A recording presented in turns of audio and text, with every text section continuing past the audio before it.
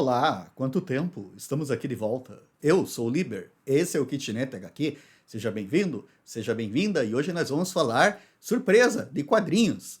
No caso de hoje, esse volumão aqui, grandão, chamado Crime e Poesia, de David L. Carson e Landis Blair. Esse livro aqui, quero agradecer o pessoal da Dark Side que me enviou, né? Recebi aqui. É um livro gigante, são umas 400 páginas de quadrinhos. Quando eu li o título, eu fiquei um pouco preocupado, porque o que acontece é que a Dark Side, ela publica. Teve o Ed Gein, que saiu agora, que o Scama já comentou aqui. Teve outras biografias, histórias de criminosos.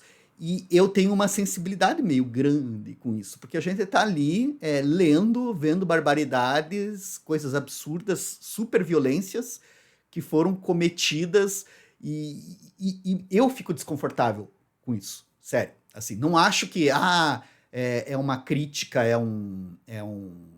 desmerecer esse tipo de história, não acho que ela não deva ser contada, muito pelo contrário, toda história deve ser contada, né? A gente precisa sempre falar sobre as coisas, mas eu não curto, eu me sinto mal, assim, ver um cara arrancando o rosto do outro e saber que aquilo aconteceu de verdade, que tá ali num gibi, eu me sinto bem desconfortável. Quando eu peguei esse quadrinho, eu tava com medo disso, né? Que fosse uma história de algum assassino, alguma coisa pesadíssima, e eu tava com bastante receio de entrar nele, não sabia de nada dele. E tive uma surpresa extraordinária. Então, meu amigo, minha amiga, você quer saber se você investe nesse livro?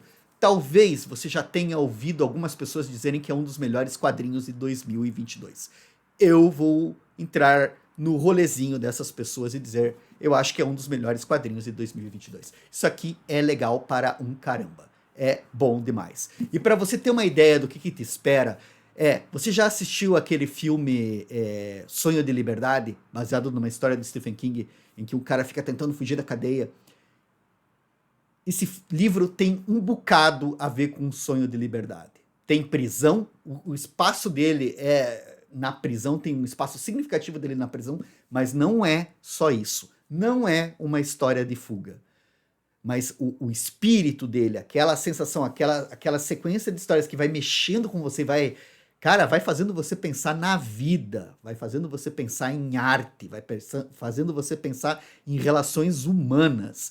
Isso aqui é bom demais. Essa capa aqui, né, a gente vai ver que a capa tem um olho. Essa questão do olho tem tudo a ver, essas chamas, essas figuras que estão nessas chamas, uma caveira ali e tal, tem tudo a ver com o grande protagonista nessa história. Quer dizer, na verdade são dois protagonistas nessa história. Quando a gente abre, logo ali no começo, você vai ver Chicago, 1959. Tá nevando e você tem esse garotinho que tá se encontrando com o pai. O garoto acabou de perder a mãe, ele é órfão, então o pai dele vai cuidar dele agora. O pai e a mãe dele tinham se separado. Por que o pai e a mãe dele se separaram? Você vai descobrir nessa história. O pai dele é cego e dirige uma companhia de seguros em Chicago, num bairro pobre. O pai dele é o Matheus Rizzo, e ele é o Charles Rizzo, família italiana.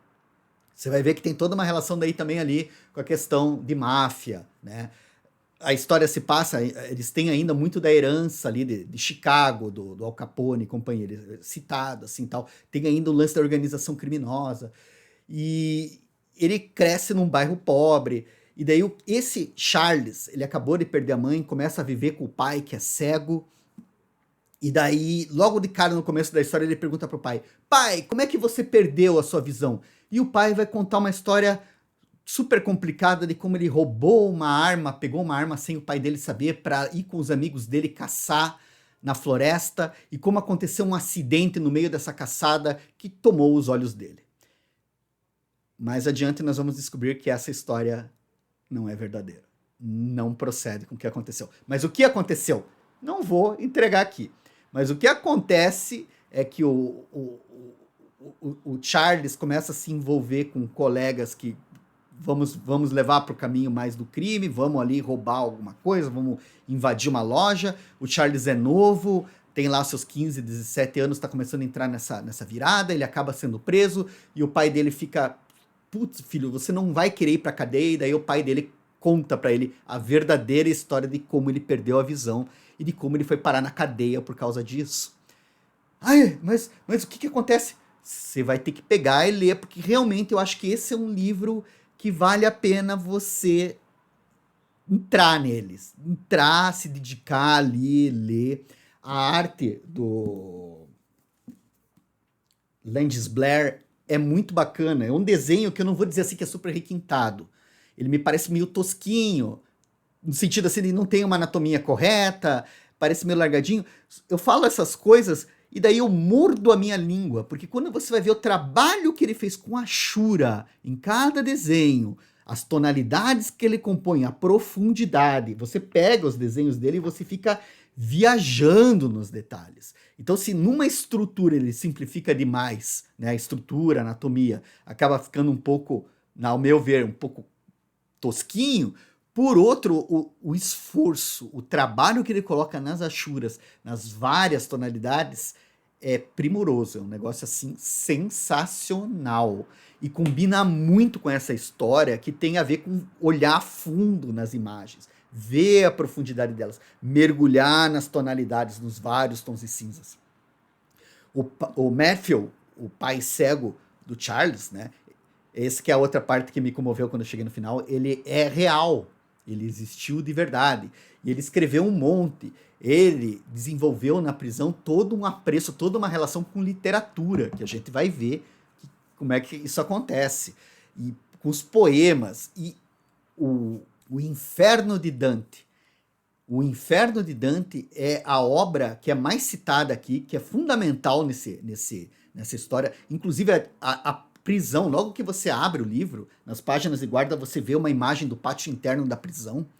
E são 9 círculos, né? São 9 andares circulares ali. Daí segue um projeto que eles vão descrever, um projeto de vigilância. E ele relaciona isso com o Inferno de Dante. E, bicho, é bom demais.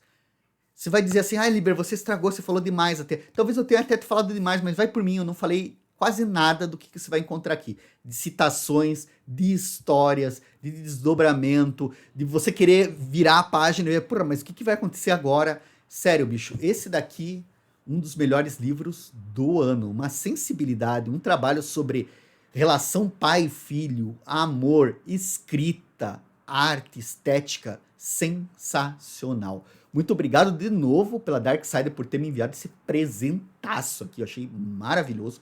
Recomendo para todo mundo. Sério, se você for escolher, tiver naquela de tipo, não posso ler tudo, dá uma chance para esse aqui, que esse daqui é daqueles quadrinhos que fazem a diferença, gente.